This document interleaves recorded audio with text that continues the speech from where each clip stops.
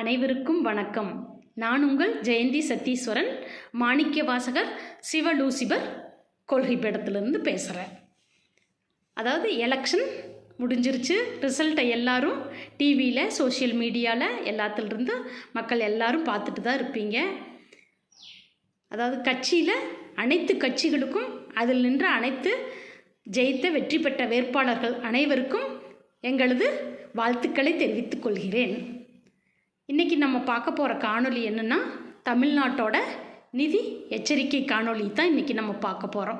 அதாவது தமிழ்நாட்டோட மொத்த கடன் நிலுவை அப்படிங்கிறது பார்க்கும்போது 2021 5 லட்சம் கோடியாக இருந்துச்சு.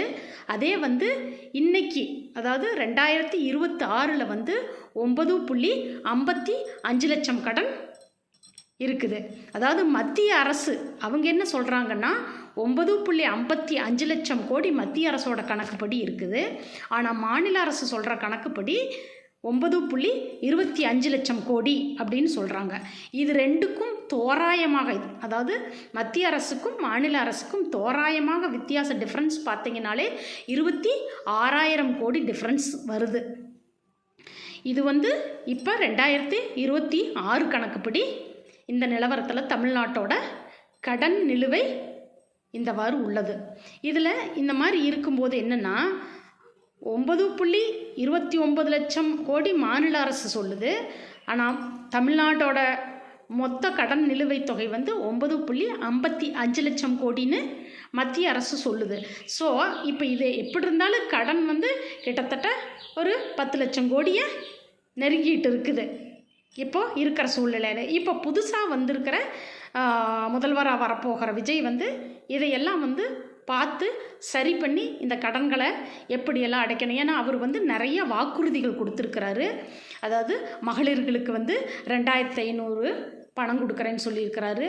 அது இல்லாமல் எல்பிஜி 6 சிலிண்டர் கொடுக்குறேன்னு சொல்லியிருக்கிறாரு. பஸ்ஸு டிரான்ஸ்போர்ட்டை பொறுத்த வரைக்கும் எல்லாமே ஃப்ரீன்னு சொல்லியிருக்கிறாரு. அப்புறம் முதியோர் பென்ஷன் 3,000 ரூபாய் சொல்லியிருக்கிறாரு. அப்புறம் திருமணத்திற்கு தங்கம், அண்ணன் சீர், மாமன் சீர், இப்படி ஏகப்பட்டதெல்லாம் சொல்லியிருக்கிறாரு. இப்படி பார்த்தா அவரோட லிஸ்ட்டு தனியாக நிறைய சொல்லியிருக்கிறாரு. அதெல்லாம் உங்களுக்கே என்னென்ன சொல்லியிருக்காருன்னு உங்களுக்கே தெரியும். இதெல்லாம் பார்க்கும்போது எவ்வளோ பட்ஜெட் வருங்கிறதும் அது அவர் மதிப்பிட்டு பார்த்துக்கணும். ஏன்னா இது ஆல்ரெடி கவர்மெண்ட்டில் கடன் நிலுவைத் தொகை இந்த அளவில் இருக்குது. இனி இதுக்கெல்லாம் வருஷம் எவ்வளவாகும் அப்படிங்கிறதையெல்லாம் அவர் கரெக்டாக கால்குலேட் பண்ணி இது பண்ணணும். அப்போ தான் இது மேனேஜ்மெண்ட் கரெக்டாக வரும். இல்லாட்டி அது மிஸ்மேனேஜ்மெண்ட்டாக மாறிடும். அதனால் மக்களுக்கு திட்டங்கள் சரியாக போகாமல் போயிடும். அதனால் இப்போ உள்ள அரசுக்கு அதாவது அரசுக்கு வரிப்பணம் வந்துட்டுருக்குது. அந்த விதத்தில் பார்க்கும்போதே அரசோட வரிப்பணம் இன்றைக்கி 62% வளர்ச்சிக்கு போகிறதே கிடையாது. அதாவது வர்ற ரெவென்யூ, இன்கம் ரெவென்யூ உங்களுக்கு 100% ரெவென்யூ வந்துட்டுருந்துச்சுன்னா அதில் 62% ரெவென்யூ வளர்ச்சிக்கு போகிறதில்ல. 38% ரெவென்யூ தான் வளர்ச்சிக்குன்னு போகுது. இந்த 62% ரெவென்யூ எங்கே போகுதுன்னா, சம்பளமாக 28% ரெவென்யூ போயிடுது, ஓய்வூதியமாக 14% ரெவென்யூ போயிடுது, வட்டிக்கு 21% ரெவென்யூ போகுது. அப்போது இந்த மிச்சம் இருக்கிற 62% ரெவென்யூ எங்கே போகுது, 62% வருவாய் எங்கே போகுது அப்படின்னா, அது கடன்களுக்கும் இந்த மாதிரி மானியங்கள் கொடுக்கறதுக்கும் இலவசங்களுக்குமே போயிடுது. அதனால் கடன் என்ன ஆகுது, இது மாதிரி டபுள் மடங்காக மாறிடுது. அப்போது ரெவென்யூ எப்படி வரப்போகிற கவர்மெண்ட்டு, அதாவது விஜயோட கவர்மெண்ட் எப்படி how to increase the revenue in our Tamil Nadu அப்படின்னு they have to pre planned பண்ணுனா மட்டும்தான் இவங்க கரெக்டாக இந்த பாதையை கொண்டு போக முடியும். மக்கள் நலத்திட்டங்களை கரெக்டாக கொண்டு போய் சேர்க்க முடியும். ஸோ இதெல்லாம் பார்த்து ஆர்கனைஸ் பண்ணி பண்ணணும்.